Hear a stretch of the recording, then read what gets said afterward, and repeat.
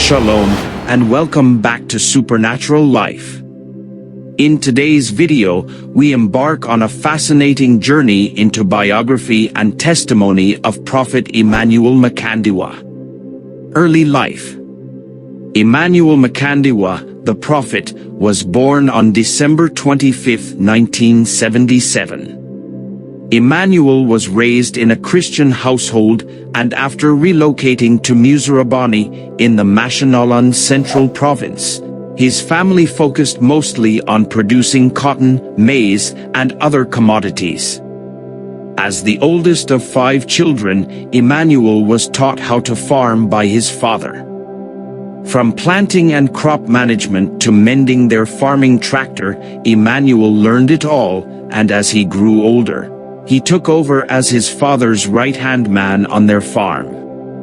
Devout Christians, Emmanuel's father and mother founded the first church in the region when they relocated to Musarabani with their children. They provided financial support to a Harare-based evangelical movement led by the late evangelist P.D. Chiwesh, and they organized numerous crusades in Musarabani. Young Emmanuel developed a desire as a result of his ongoing exposure to such things. His church's pastor gave him opportunities to minister even during the main Sunday services when he first started preaching at a young age. Following graduation from high school, Emmanuel started working full-time on his father's farm and started experiencing increasingly strange occurrences. He started having visions and hearing God speak to him, describing upcoming events and how he would use him in pastoral care. In order to explain why he wasn't surprised by the supernatural manifestations that would take place at their home through the little boy, his father claimed that he had already been informed by an angel that young Emmanuel would make a wonderful gospel minister. Emmanuel was having a spiritual vision one afternoon as he slept beneath a shade at their farm. The shade caught fire, but for some reason the wooden planks inside the shade were spared by the flames. Emmanuel was asleep in the shade when it happened, and other people who were there said they ran with buckets of water to try and put out the fire, but they were shocked to see him there without even a scratch or burn. Emmanuel claimed that during this time, the Lord spoke to him via a vision about his ministry and what would transpire as a result of him. Following an uptick in supernatural manifestations, he made the decision to accept God's call to become a full-time minister. Emmanuel attempted to join in a Harare Bible school but was turned down 3 times. Eventually, he was accepted to Living Waters Theological Seminary, from which he earned a diploma in theology in 2002. Ministry. Following his graduation, Emmanuel was sent to Maitbelaland by the pastoral board of his church, Apostolic Faith Mission, AFM, where he served as an assistant pastor before being assigned a congregation to lead in Shangani. Later, in 2004, he was moved to Chitungwisa and then Haumine Assembly. Makandiwa established the United Family Interdenominational Ministries when he was still in Chitungwisa.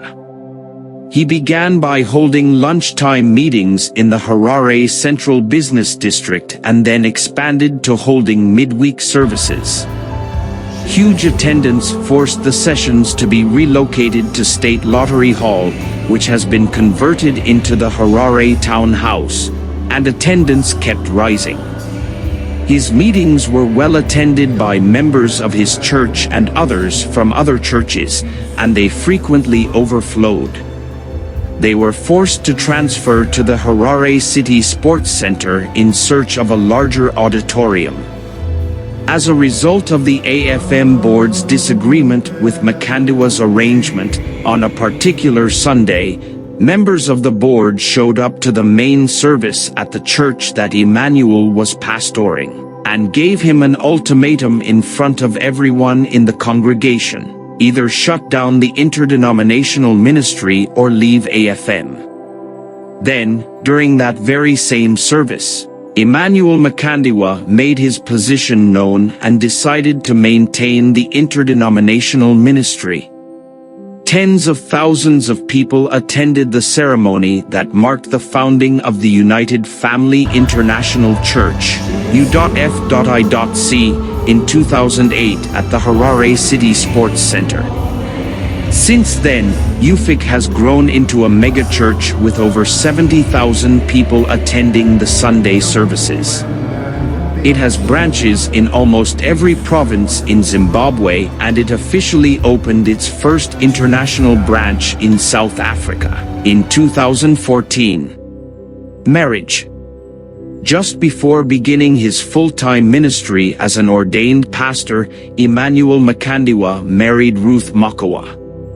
The couple has 5 children together, and Ruth has since been his partner in ministry and the co-founder of UFIC. Ruth oversees both the ministry's charitable arm, Agape Family Care, and the women's ministry, Victorious Ladies, through which she conducts charitable and humanitarian activities. The charity arm provides food, groceries, money for rent and tuition for the orphans, as well as caring for over 3,000 widows and well over 1,000 widows each month. Spiritual fatherhood. Prophet Emmanuel Makandiwa openly believes in spiritual fatherhood, and he has supported his stand in this matter with scriptures and teachings. Reverend Victor and Anita Kusi Boateng frequently visit Zimbabwe, and they have ministered at quite a number of conferences hosted by Emmanuel and Ruth Makandiwa. Miracles. Through Emmanuel Makandiwa's ministry, strange miracles have been seen. People have reported being cured of serious medical ailments like cancer, HIV, hypertension, and other diseases. Makandiwa requested that medical professionals queue up with sphygmomanometers during a service in December 2013, and he instructed them to measure and record the blood pressure of those who were hypertensive both before and after he prayed for them.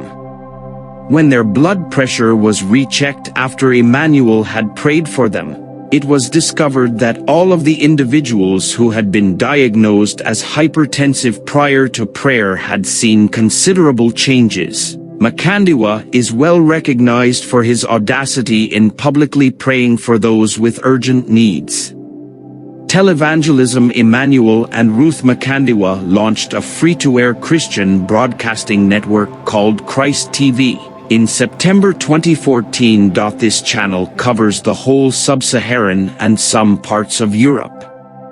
Thank you for joining us today as we unraveled the biography and testimonies of Prophet Emmanuel Makandiwa. We hope this video has provided you with new perspectives and prompted further contemplation. If you enjoyed this content, please like this video, subscribe to our channel for more enlightening discussions, and share your thoughts in the comments below.